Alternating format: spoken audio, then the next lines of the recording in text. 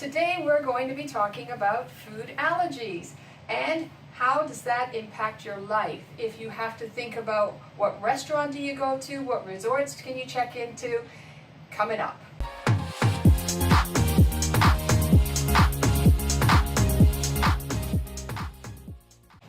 So you might not be the one who has the allergy, but the person in your party might actually be the one who has an allergy to foods. So it's not a bad idea that you know how to deal with emergency situations. Today we are joined with Sheila, who is going to share with us her stories and also give us some life-saving tips as well. So Sheila, first, could you just let us know exactly when you found out that you had this allergy and just how it's changed your life? I didn't have any allergies at all until I turned age 45, and then it started with a vengeance. I was in a Thai restaurant and just sitting there, and I was about to order. I hadn't even ordered my dinner, and all of a sudden I started to feel really strange. I felt dizzy, I was having trouble breathing, and it was really, really frightening. I didn't know what to do, really, really scary. And then all of a sudden I couldn't breathe at all, and I was trying to get words out to say help. There was a patron behind me that said, I'm going to call 911, and she did, and they came and said this is a severe allergic reaction, most likely to shellfish, because shellfish can have that airborne, particularly shrimp, and so they really figured that's what it was, and from then on it's been a lifelong allergy. Did you never have seafood before that? I did have seafood before that, always ate seafood with my children. No problems? No problems, but I can say probably about 2 months prior to that really severe reaction, I did eat shrimp, and I remember thinking this shrimp tastes awful, and I asked my children, I said, does this shrimp taste funny to you? And they said no, it was delicious, and I felt like it tasted like metal, and that was a sign that I didn't even realize until later that was probably the sign that it was stepping up to an anaphylactic reaction. Wow. They called 911, and fortunately, because I was in a restaurant, I think they knew that it was severe enough that they came within moments. So they were, I think, at the most probably 3 to 5 minutes they came, and they gave me an injection of epinephrine, and I did not have an Epi-pen because I didn't know about my allergies, so I was terrified. Right. And then I started to breathe better almost instantly, so it was really, but a really scary experience. One that you remember, vividly, as that's if right. It was yesterday. That's exactly. Right. So Sheila, now that you have had this experience with the Epi-pen and that, do you now carry one with you all the time? Always carry one, usually carry 2 or 3 just so that I have backup in case it malfunctions or something like that. You should always carry 2 because sometimes the second one has to be administered after 5 minutes if there is no result from the first one. And so you really do have to wait that 5 minutes, but 5 minutes can seem like 5 hours when you can't breathe. But definitely have to have at least 2 to carry at all times. Have you ever had to give it to yourself? I have not. No. I have had other people. Always when I've been out and I've been eating, I've always been with somebody. And so that somebody has always administered it to me. Do they know how to use the pen if necessary?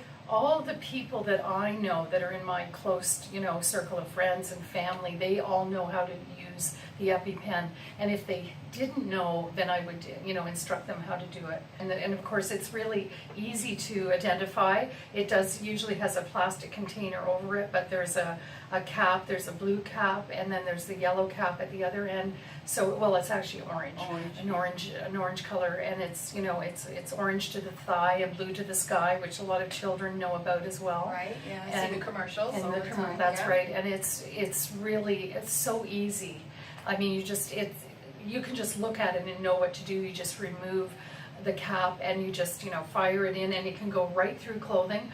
The thigh is the easiest access. You don't usually put it anywhere else because that's the easiest. Right. And it can go through the thickest winter. I had at one time a winter coat on, and the person that gave it to me put it right through the coat. and it was effective. Excellent. So it's made to penetrate layers of clothing. but it's a lifesaver. Great. Yeah, that's good to know. And the click, right? And the click, yes, you hear the click after, and if you don't hear the click, you try it again, and if you don't hear it the second time, then you're going to want it, and that's where another reason to have a backup, just in case it malfunctions. You never know if it's going to, hopefully it doesn't, but so that click is important. That click is important. The other thing that's really important is the first thing you do is to call 911. Okay. Because you want to have that backup coming your way in case you have to have more medication administered at that time, but during the wait time, you want to make sure that that's in. If it's a new allergy, like I was, that time to get the 911 is so important, because then they come immediately for you. And when they hear that it's an anaphylactic reaction to food or to anything, then they usually do come as quickly as possible. And the thing to remember too is to not give them anything other than that Epi-pen. No water, no food. Obviously you're not going to give them food, but some people think you finish your dinner. You know how much that costs? Surf and turf. Actually, that happened to me at that Thai restaurant. Yeah. It did. Exactly. Because she said, "Oh, can we give you something else? Would you like something else to eat?" But the other thing take the bill away. That's right. The other thing to know is that not everybody is well versed in anaphylactic reactions, even in restaurants, particularly small restaurants where they haven't had the experience. Larger restaurants, larger chains seem to be a little bit more familiar, but you sort of have to take care of your own health and be very aware that, especially if you've had a reaction before, what the symptoms are. Just, communicate as best you can that, it's an emergency and you've got to have help right away. Good, very good. Okay, so now, how has this changed how you go about dining out now, or even just going on vacation? Oh gosh, restaurants are much more aware than they used to be. I would say in 10 years, there's been a huge a relearning and learning experience for a lot of the people, the chefs that work in the restaurants, because shellfish, it's so prevalent. It's prevalent in every restaurant other than vegetarian restaurants. Yeah. And you don't always want to go to those, and you're invited to weddings and parties, and you just want to be like everybody else. You don't want to stand out, but it's your life. So it is your life. And so it isn't just even just eating the seafood. It's actually if it comes in contact too. So that's another factor that people have to think about. Huge factor, right? The cross-contamination. And if they say they can't guarantee, then then you don't eat there. Yeah. Maybe you might have bread, maybe you might have wine, but you won't have Not dinner bad. there. Not bad. And you might even want onion rings, and if they fry in the same batter, the same oil, cross-contamination. That's right. And it's well known. It wasn't known to me that they use the same oil. Until I had this allergy, that they often fry everything, French fries, so anything fried is really a don't. Exactly. And part of the And experience. then I guess to a certain extent you might even feel like you're putting people out. That's right, because you tell them over, and it's sort of, sometimes you get the eye rolls thinking, oh, it's her again with that allergy. Oh my God, really? And even family members sometimes say, oh, do you still That's have terrible. that? It's really, it's You something, still have that? Didn't you get over that? Oh. Is that lifelong? And I still get that, and goodness. it really is tiresome. I know they think I'm tiresome, but that is really tiresome. And also it sort of, you have to explain yourself every time you go anywhere. So it's difficult. It is difficult, but you sort of learn to live with it. And with support from your family and friends, usually it works out very well. But it's difficult, and you just have to sort of work around it. So Sheila, you just came back from a trip, and tell us about the resort that you went to, and how accommodating was it? The Azul Fives in Mexico, in the Mayan Riviera. Ooh, and it was fabulous, and they really took care of me there. As soon as we were told ahead of time that this particular resort really accommodated those people with allergies, so children, adults with all kinds of allergies. They definitely, it's most important to them that you have a good time and that you're safe at the same time. So when we arrived there, we had somebody who, as soon as I came, they already had it down that I had this seafood allergy, and wrote me up a letter to take around to the resort to all the various restaurants and buffets to make sure that, I was taken care of individually. That made your experience so much more enjoyable. So much more enjoyable. And eased your fear, I guess, of any future travel. That's right. So therefore, next travel won't be so many years?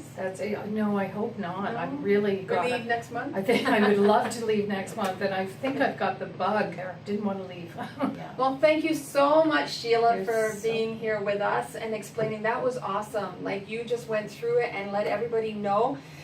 Some things that we need to keep on our checklist is to make sure that we have that Epi-pen. Somebody that you're traveling with and you know that they're affected with any kind of food allergies, especially if they're anaphylactic, That's right. that they do have that Epi-pen. Good to know that you just need that backup. Didn't know that, so that's Yeah. good to know. Very important. Also, it's important that people keep a list on them that they do have an allergy. A piece of paper. A lot of people don't Oh, like that's wearing important, the yeah. identibands anymore. Very They don't important. like wearing the necklaces and that. So anywhere that's on you, even it's on your phone. You can actually put it in there in your personal information that you have an allergy, just so that people know how to react.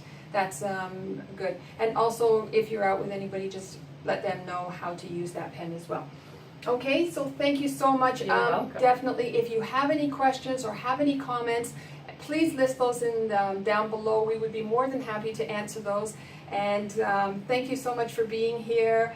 And don't forget to think healthy, stay safe before your next trip. Bravo! Yay. Mwah.